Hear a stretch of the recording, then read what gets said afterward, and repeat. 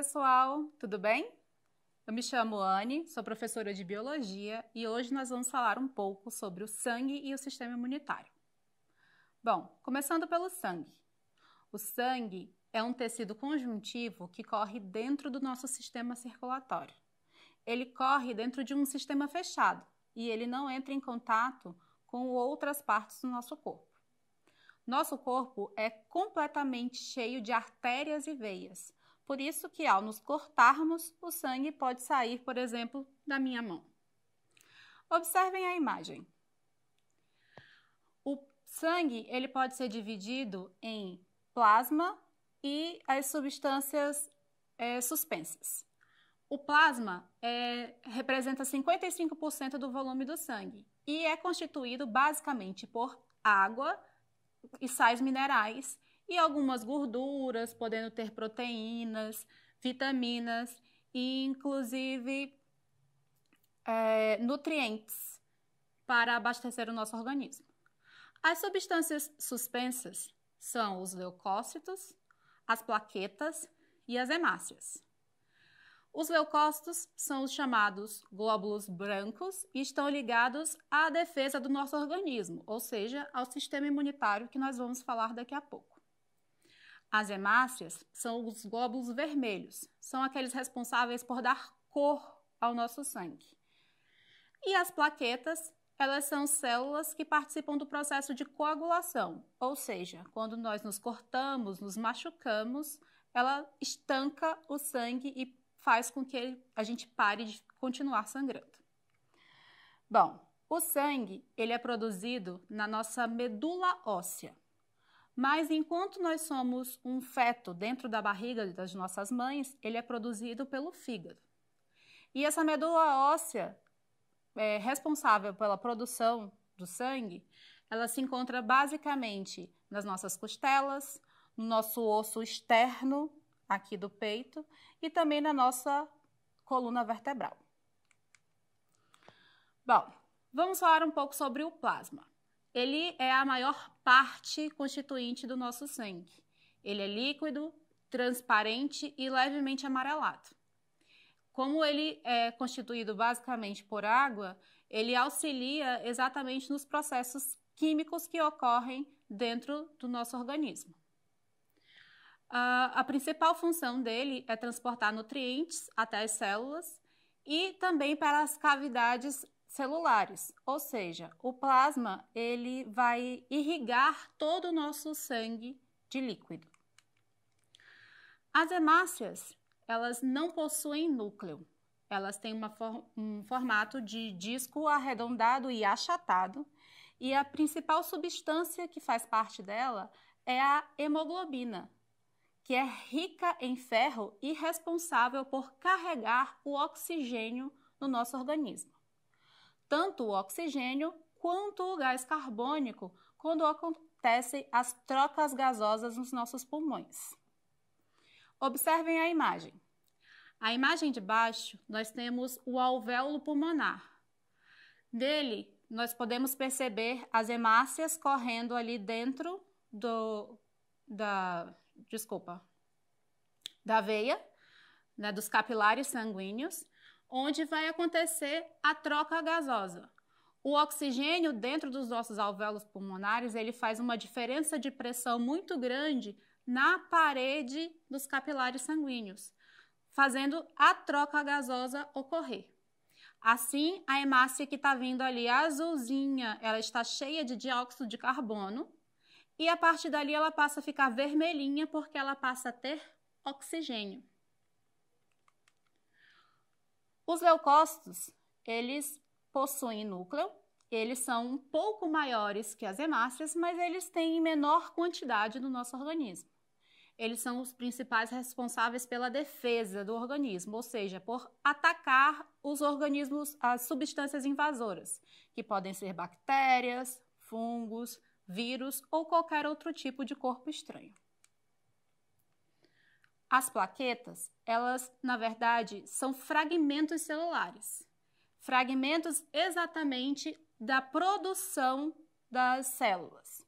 Elas têm uma forma completamente irregular e elas são responsáveis pela coagulação do sangue, ou seja, elas estancam uma hemorragia. Bom, quando nós fazemos um exame de sangue, por exemplo, existe uma tabelinha no hemograma.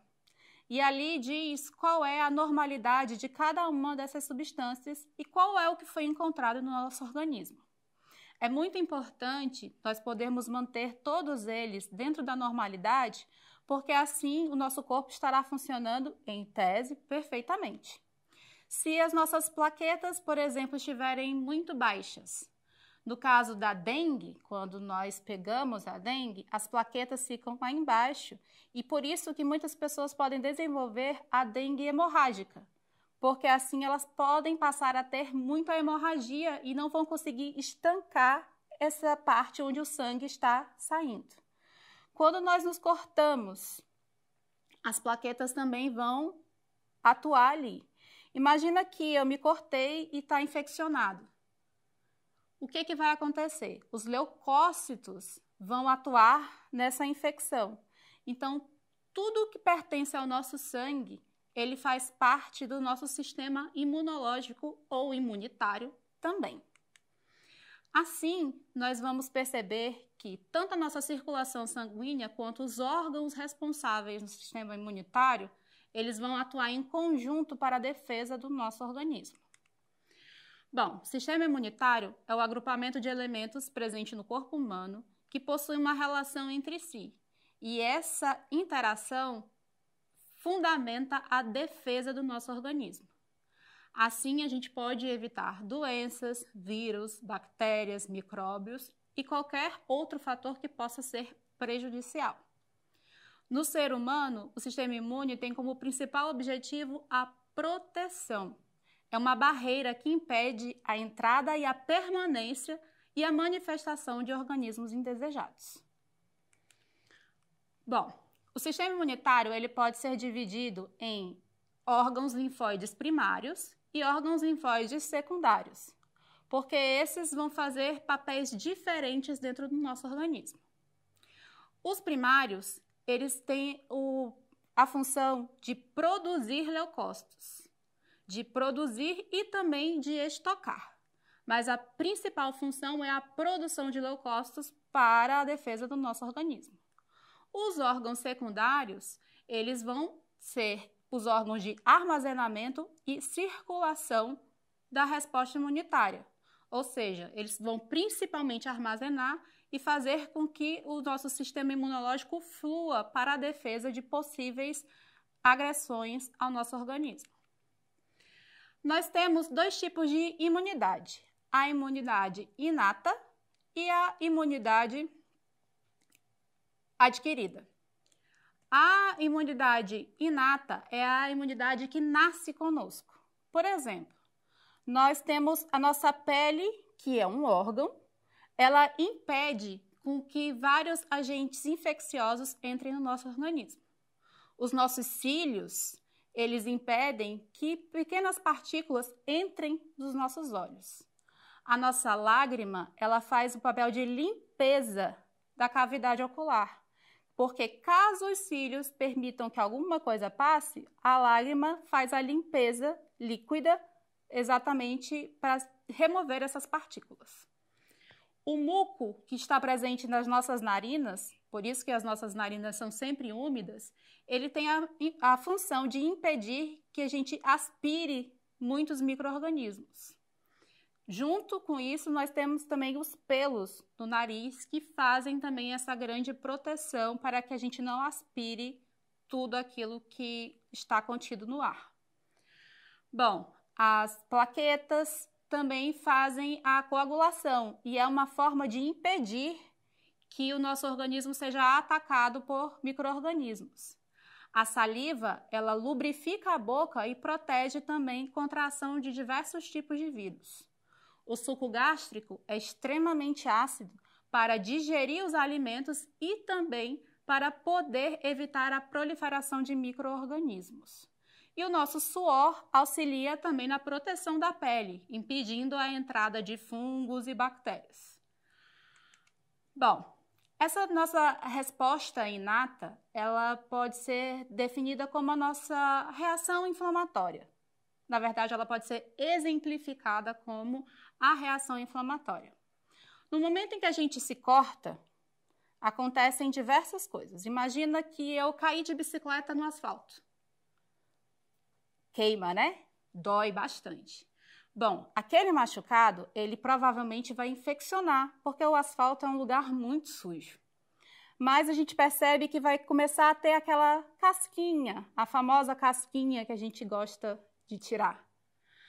Essa casquinha são as plaquetas agindo para impedir que aquela área continue sangrando. Porém, internamente, vários micro-organismos estão agindo. E é aí que os nossos leucócitos vão fazer o seu principal papel, que é fagocitar essas partículas invasoras. O que é isso? Eles vão se alimentar delas.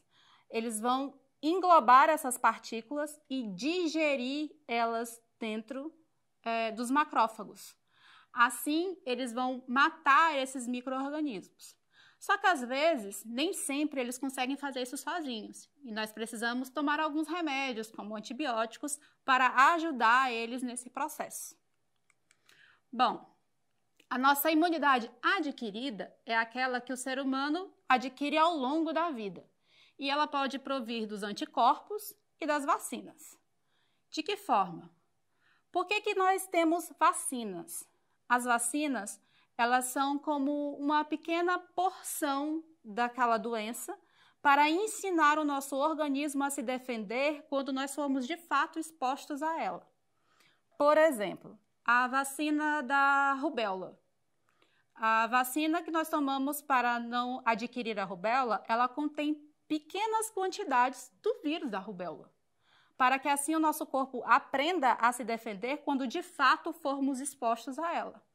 Por isso é tão importante conseguirmos vacinas para diversas doenças, como, por exemplo, no momento em que estamos vivendo com o coronavírus. Bom, essa imunidade adquirida, vocês podem observar aí na imagem que nós temos os linfócitos T e os linfócitos B. Os linfócitos B, eles são responsáveis pela secreção de anticorpos. E os linfócitos T, eles podem ser chamados de linfócitos T4 e T8. O T4, ele é responsável por ativar outras células. E o T8, eles matam células infectadas. Esses linfócitos, eles são produzidos na medula óssea. Os linfócitos B são produzidos na medula óssea, somente lá. E os T, eles são produzidos na medula óssea, mas eles migram para o timo. O timo é um órgão glandular que nós temos atrás do externo, do osso que fica aqui no centro do nosso peito. Bom, esses leucócitos, eles são em grande quantidade no nosso organismo para exatamente aprender as respostas imunitárias. De que forma? Quando nós pegamos, por exemplo, uma gripe, eles vão fazer o reconhecimento dessa gripe pela primeira vez no organismo. Da próxima vez que eu for exposta a esse mesmo vírus da gripe, eles já vão saber como reagir e não vão deixar que eu fique doente tanto quanto na primeira vez. Assim, nós podemos observar as principais células que atuam na resposta imune. Saibam que existem diversas células que participam da resposta imune, mas as principais são os macrófagos, linfócitos T4, T8, linfócitos B e os plasmócitos. Os macrófagos fagocitam aqueles micro-organismos. Os linfócitos T, eles se multiplicam e se diferenciam em células de memória. O T8, eles destroem determinadas células. Os B, eles são de reconhecimento. Eles vão reconhecer todos esses micro-organismos e atuar. E os plasmócitos, eles se diferenciam dos linfócitos B e são responsáveis por sintetizar esses anticorpos, ou seja, por produzi-los. Bom, vamos a esse breve exercício. Por que ocorre a coagulação? A coagulação, ela ocorre por conta das lesões que possam ocorrer no nosso organismo. Então, elas vêm de fatores de reação de coagulação, onde as plaquetas vão atuar para que o nosso organismo não continue sangrando. E quais são as primeiras barreiras que os agentes potencialmente perigosos encontram ao tentar entrar em nosso corpo? Nós já falamos dela. A pele, os cílios, a lágrima, o suor, o muco do nariz, entre outros. Bom, pessoal, espero que vocês acompanhem toda essa matéria no livro didático de vocês e assistam às aulas na plataforma Eduque, tá bom? Muito obrigada!